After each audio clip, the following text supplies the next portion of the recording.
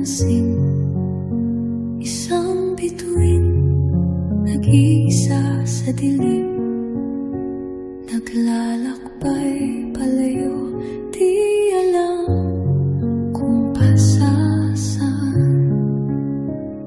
Isang lawin, sugatan ang pakpak, umiiwas sa ulan, naghahanap ng sagip. Nakita kanya, biglang huminahon ang iyong liwanag, siya iyong natuntun. Sabi ng lawin, bakit ka ganyan?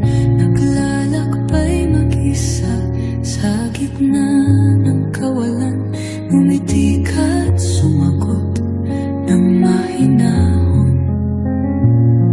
Hinahanap ko rin ang aking tahanan.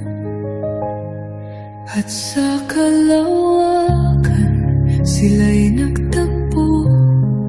Ang bituit, ang lawin, kwento ng puso.